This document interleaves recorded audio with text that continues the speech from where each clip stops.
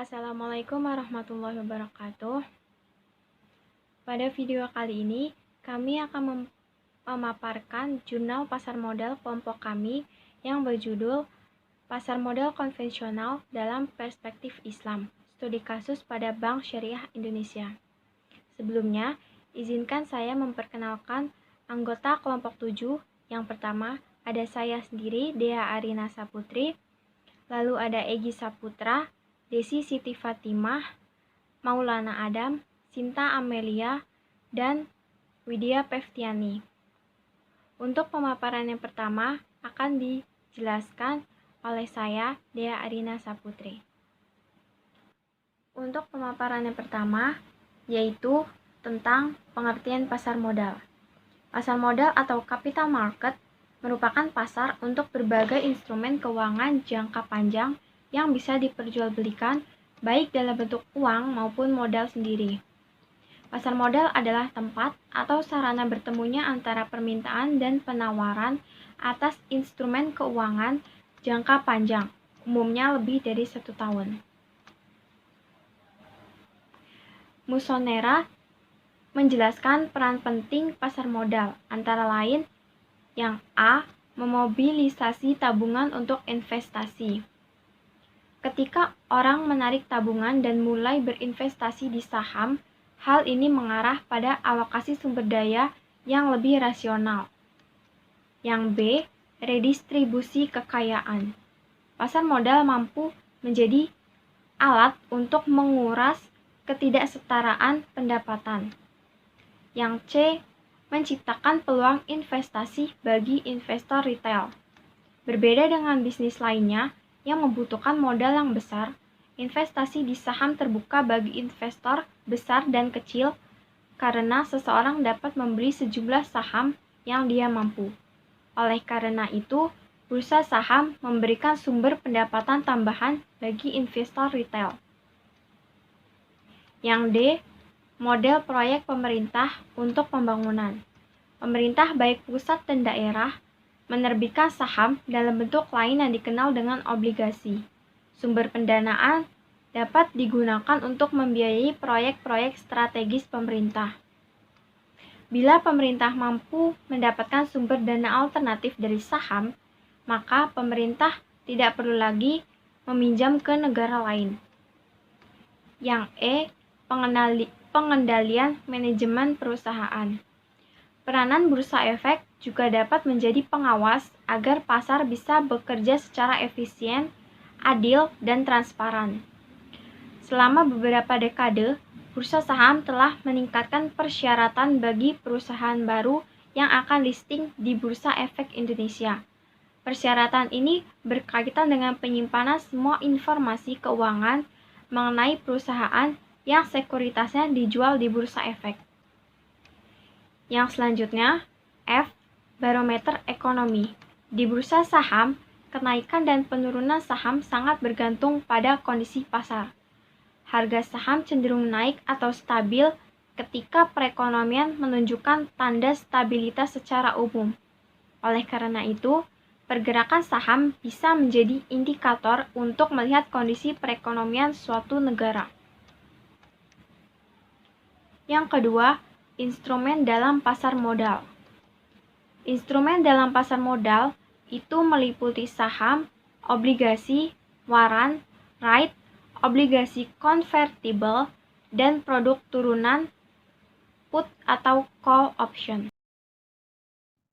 Baiklah, di sini saya akan menjelaskan tentang sejarah pasar modal. Nah, aktivitas pasar modal ini dimulai pada tahun 1912 di Jakarta. Nah, efek yang diperdagangkan ini adalah saham dan obligasi perusahaan milik Belanda serta obligasi milik pemerintah Belanda. Nah, aktivitas ini diberhentikan pada Perang Dunia Kedua.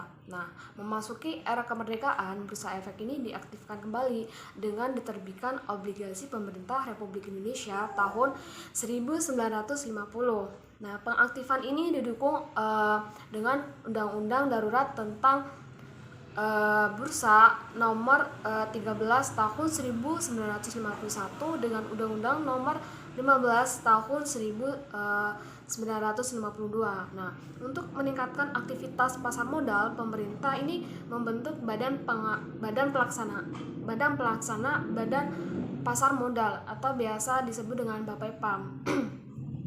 Yang untuk kemudian ini menjadi badan pengawas pasar modal. Nah, untuk merangsang perusahaan ini melakukan emisi, pemerintah memberikan keringanan atas pajak perseroan ini sebesar 10 sampai 20% selama 5 tahun sejak perusahaan yang bersangkutan go public.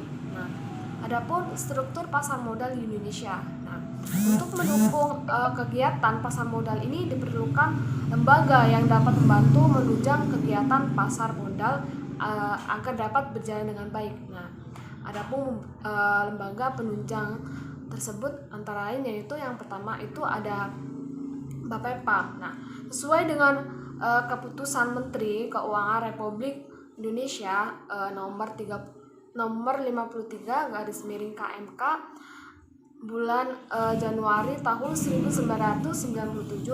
Nah, Badan Pengawas Pasar Modal atau BAPEPA ini melaksanakan tugas di bidang pembinaan, pengaturan, dan pengawasan kegiatan pasar modal yang berada di bawah pertanggungjawaban langsung kepada Menteri Keuangan dan dipimpin oleh seorang ketua. Nah, yang kedua ini ada Bursa Efek. Nah, Bursa Efek ini adalah lembaga perusahaan yang menyelenggarakan dan menyediakan fasilitas sistem pasar untuk mempertemukan penawaran jual dan beli efek antara berbagai perusahaan perorangan yang terlibat dalam tujuan memperdagangkan efek-efek perusahaan-perusahaan yang telah tercatat di Bursa Efek. Nah, yang selanjutnya ini ada juga lembaga clearing dan penjamin. Nah, lembaga clearing dan penjamin ini adalah lembaga pendukung terselenggaranya sistem pasar modal secara lengkap. Selain lembaga penyimpanan dan penyelesaian, lembaga ini menyediakan jasa clearing dan penjaminan penyelesaian transaksi bursa. Nah, yang keempat ini ada lembaga penyimpanan dan penyelesaian.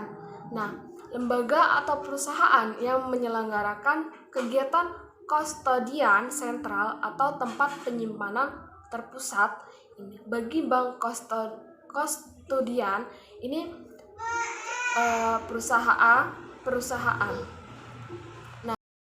Bagi umat Islam yang menginginkan keselamatan dan kebahagiaan hidupnya di dunia dan di akhirat, segala kegiatan yang dilakukannya harus berpedoman kepada petunjuk Al-Quran dan hadis Rasulullah SAW dan ijtihad atau rumusan dan pendapat para ulama yang kredibel yang memahami seluk-beluk Al-Quran dan hadis Rasulullah. Pasar modal adalah salah satu kegiatan perekonomian yang tidak disebutkan dalam Al-Quran dan hingga hadis hal tersebut termasuk dalam kajian ijtihadi. Untuk menjelaskan status hukumnya, berikut ini akan menulis sebutkan dan uraikan beberapa dalil dan beberapa pakar yang berkecimpung di dalamnya. Pasar modal, sesuai dengan namanya, merupakan kegiatan transaksi jual beli efek dan atau surat berharga jangka panjang yang seharusnya mengikuti ketentuan syariah. Tidak ada paksaan, tidak ada penipuan, ketidakpastian sesuatu yang dijual dan sebagainya. Dalam Al-Quran, Allah Subhanahu wa Ta'ala mengingatkan antara lain dalam surah An-Nisa ayat 29 yang artinya, hai orang-orang yang beriman, janganlah kamu saling memakan harta sesamamu dengan jalan yang batil, kecuali dengan jalan perniagaan yang berlaku dengan suka sama suka di antara kamu. Dalam sebuah hadis dari Ibu Abu Hurairah disebutkan bahwa Rasulullah SAW mencegah jual beli dengan lontaran batu kecil yang mengandung unsur penipuan. Dalam lintas awal sejarah Islam, istilah jual beli saham atau investasi belum dikenal, namun mudharabah atau bagi hasil bisa disebut investasi langsung. Seperti disebutkan dalam kitab Al-Fiqh Al-Sunnah bahwa Abu Musa Al-Asy'ari di Basrah menitipkan sejumlah uang kepada dua orang anak Umar bin Khattab radhiyallahu anhu untuk disampaikan kepada orang tuanya di Madinah dalam perjalanan dari Basrah ke Madinah, yang keuntungannya akan dibagi antara mereka berdua sebagai pengusaha dengan bapaknya sebagai pihak modal dengan janji apabila harta tersebut binasa maka keduanya akan bertanggung jawab. Dari riwayat di atas maka dapat dijadikan sebagai acuan dan dibenarkan dalam kegiatan pasar modal bila emiten menjadi pembagian dividen dan pelunasan emisinya. Menurut Ibnu Taimiyah, seperti yang dikutip oleh A.A. Islahi, bahwa seluruh kegiatan perekonomian itu dibolehkan, kecuali yang secara eksplisit dilarang oleh syariat.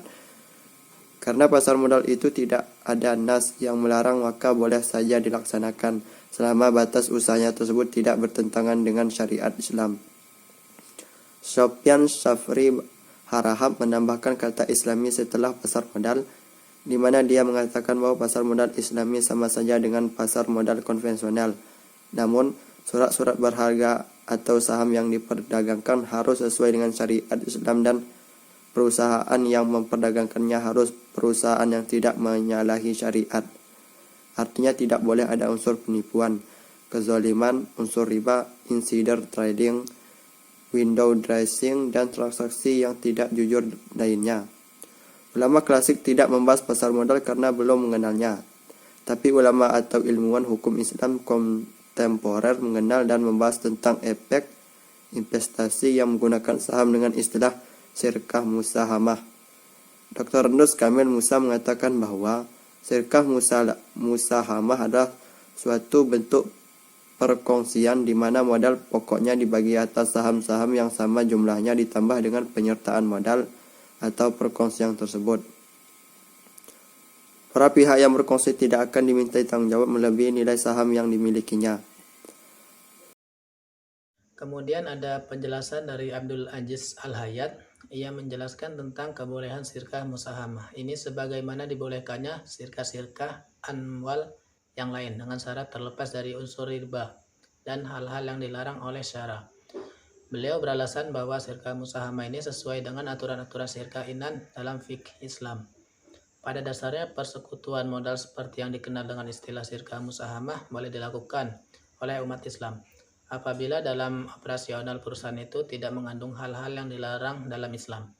Para investor boleh menikmati dividen yang dibagikan oleh perusahaan setiap akhir tahun. Namun, jika dalam operasionalnya tersebut terdapat unsur-unsur riba ataupun memproduksi barang dan jasa yang dilarang oleh Islam, maka pembelian saham yang dilakukan oleh investor menjadi haram. Keberadaan pasar modal sebagai sarana investasi di era modern ini sangat dibutuhkan, karena pasar modal merupakan salah satu pilar penting perekonomian dunia saat ini. Banyak industri dan perusahaan yang menggunakan institusi pasar modal sebagai media untuk menyerap investasi dan media untuk memperkuat posisi keuangannya. Pasar modal telah menjadi urat nadi finansial dunia ekonomi modern. Dalam mencermati perkembangan selanjutnya tentang pelaksanaan pasar modal ini, tentunya masih ada beberapa kendala yang mesti dicermati dan dikaji lebih dalam. Sebab pasar modal sangat terkait dengan usaha pinjam-meminjam dan implikasinya akan berdampak atau menyerempet kepada persoalan riba dan timbulnya spekulan-spekulan. Umer Capra berpendapat bahwa ada sejumlah faktor yang dapat menimbulkan gerakan tidak sehat dan sukar diramalkan pada harga-harga saham. Salah satunya yang paling penting adalah spekulasi tidak stabil, yang terdiri diantaranya pembelian ke depan atau penjualan saham margin tanpa bermaksud mendapatkan atau mengambil penyerahan aktiva. Seperti halnya monopoli, Islam juga melarang usaha spekulatif, yaitu usaha yang pada hakikatnya merupakan gejala untuk membeli sesuatu dengan harga yang murah, pada waktu yang lain akan menjualnya dengan harga yang mahal. Terungkaplah kenyataan bahwa para spekulan pertama-tama tertarik pada keuntungan pribadi tanpa memperdulikan kepentingan orang banyak. Karena spekulasi sempurna cenderung menghancurkan diri sendiri. Maka kebanyakan spekulan dengan cara yang tidak jujur berusaha menciptakan kelangkaan barang dan komoditi secara dibuat-buat.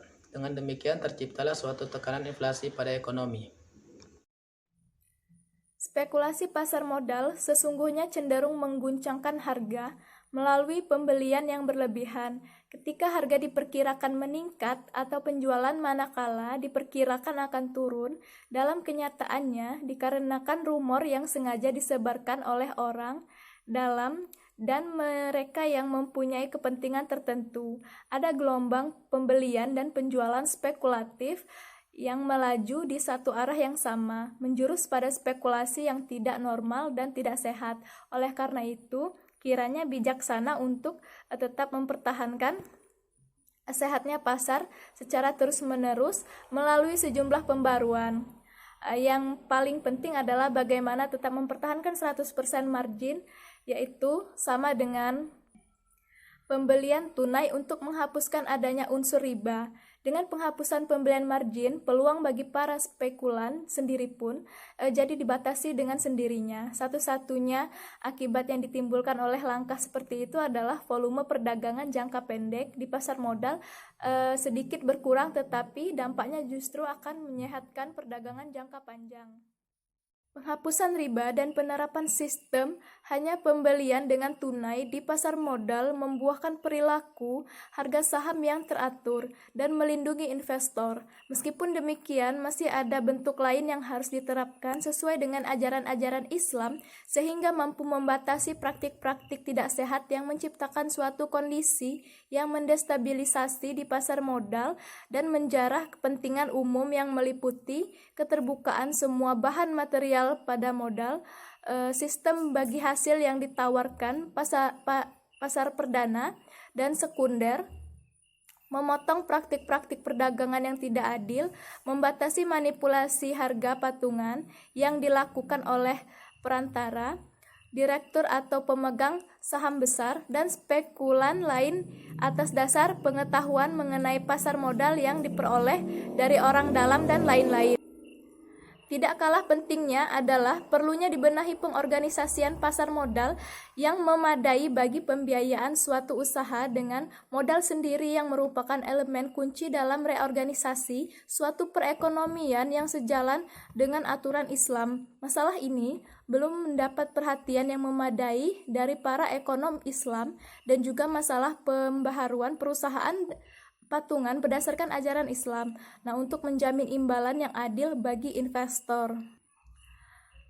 Kesesuaian pasar modal dengan aturan hukum Islam disederhanakan dengan istilah pasar modal syariah. Pasar modal syariah didefinisikan sebagai pasar modal yang menerapkan prinsip-prinsip hukum Islam dengan kegiatan bisnisnya dan tidak melibatkan unsur-unsur yang dilarang dalam Islam seperti ketidakpastian, perjudian, spekulasi, dan sebagainya. Nah, kalangan pasar modal sendiri juga menyadari potensi penghimpunan dana umat muslim yang cukup besar.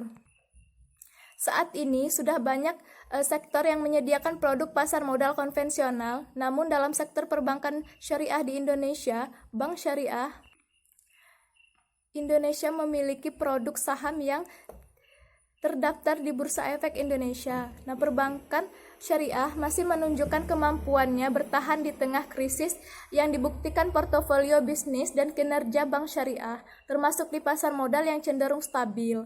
Hal tersebut disampaikan oleh Chief of Economic Bank Syariah Indonesia, Banjaran Surya Indrastomo, dalam acara webinar Pasar Modal Syariah Indonesia yang digelar oleh BSI pada bulan Juli lalu. Nah, menurut Banjaran, performa positif dari Bank Syariah di Indonesia ini menunjukkan bahwa Bank Syariah di Indonesia secara fundamental bisa menjadi salah satu jalan dalam pemulihan ekonomi nasional. Selanjutnya, Banjaran lebih lanjut menjelaskan bahwa perbankan syariah mampu tumbuh kuat di tengah pandemi baik dari segi aset, pembiayaan, dan DPK perbankan syariah tumbuh di atas perbankan nasional. Sebagai catatan hingga Maret 2021, dapat dilihat adanya pertumbuhan secara aset perbankan syariah sebesar 12,8% lebih tinggi dari perbankan konvensional dan perbankan nasional. Di dalam pasar modal, Banjaran menyebut bahwa tren keuangan syariah cenderung stabil dan sudah bisa dikatakan bertumbuh. Menurutnya, hal tersebut dikarenakan para investor retail menganggap bahwa berinvestasi di saham syariah dan sukuk syariah lebih aman dan stabil di masa pandemi seperti saat ini.